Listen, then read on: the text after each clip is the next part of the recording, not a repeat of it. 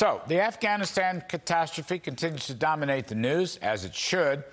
This evening, we have former Director of National Intelligence, John Ratcliffe. Of course, he worked with President Trump in the negotiation process for the U.S. pullout with the Taliban. Mr. Ratcliffe's going to tell us, as a former insider, and of course, somebody who's still in touch with the intelligence community, what he's learning and what his thoughts are. But just right at the start, I want to make a few points myself.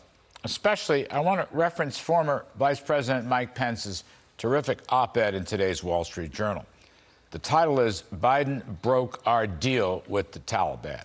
This is a key point. This is a very important point.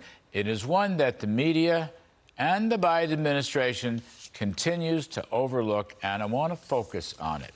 Now, I first saw Mike Pompeo talk about it on a Sunday news show. This past few days, we were at a conference in Jackson Hole, Wyoming. Former NEC Director Robert O'Brien and I and John Ratcliffe and a number of other people spoke at great length about Joe Biden making strict conditions that were initially agreed to between the Trump administration and the Taliban. Biden ignored those conditions. Now, when Biden spoke to the country about this disaster on Monday, he, of course, played the game, the blame game, just like he always does. He blamed Trump. Then he blamed other administrations. Then he blamed Europe. If he had more time, he undoubtedly would have blamed the man on the moon. But one group Biden forgot to blame, I'm sure it was just an oversight, is the Taliban. They are terrorists.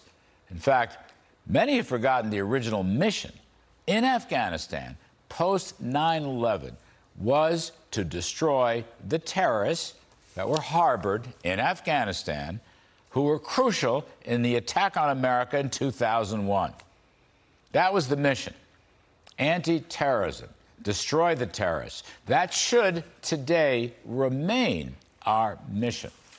The problem, or one of the big problems with this whole story, is that the foreign policy liberal establishment, globalists and multilateral folks, turned this anti-terrorist mission into a nation-building mission. And that kind of mission creep is very dangerous. To some extent, it's going to be one of the worst consequences of this foreign policy humiliation that has been inflicted on this country by the Bidens.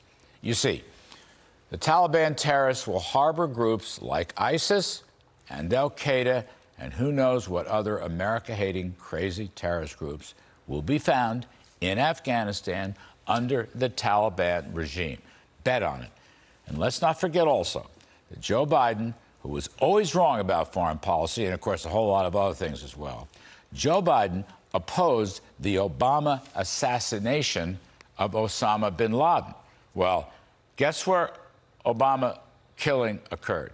Pakistan. I want to raise Pakistan. Pakistan has been harboring terrorist groups for a long time. They will continue to do so. The Pakistani president, Imran Khan, cheered the Taliban takeover of Afghanistan. Now, this guy is supposed to be an American friend, a U.S. ally, but he is not.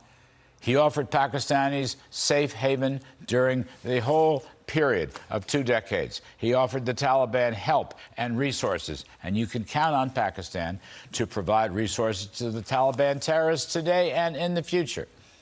I will bet you Iran does the same. I don't know about China and Russia.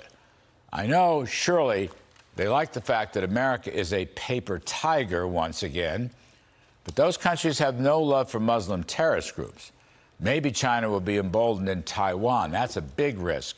Maybe Russia in the Middle East and elsewhere, maybe more cyber hacking. Another big risk from Russia. We will see about all that. But the key point I want to make this evening is that when the Taliban broke the Trump deal, the Biden administration should have immediately stomped all over them. Just as soon as the Taliban started taking over provincial capitals, the Bidens should have launched massive airstrikes with spotters and other support people on the ground to crush the terrorist takeover. As Mr. Pence noted in his op-ed, and I quote, Taliban leaders understood that the consequences of violating the deal with Trump would be swift and severe. Key point. It was Trump who took out Soleimani. It was Trump who crushed ISIS in Syria. It was Trump who first took out the ISIS leader. Trump bombed the Syrian airport. Trump drew red lines and never let anyone cross them. That's the difference between President Trump and President Biden. The Taliban, unfortunately, knew there was no credible threat of force with President Biden. But in these delicate foreign matters, it is always better to be greatly feared than loved. Of course, that's a paraphrase from Machiavelli. Years ago, I worked for Ronald Reagan. Remember, his critics often labeled him a nuclear trigger-happy cowboy from the West. I always loved it, and I think the Gipper did too, because that meant folks feared him. And whether his mission to destroy the Soviet Union or today's mission to destroy modern-day terrorists, it is always much better to be greatly feared than loved. That's a lesson the Bidens don't seem to understand. They're engulfed in a paper tiger syndrome. And now, unfortunately, tragically, America is going to pay dearly for their catastrophic mistake.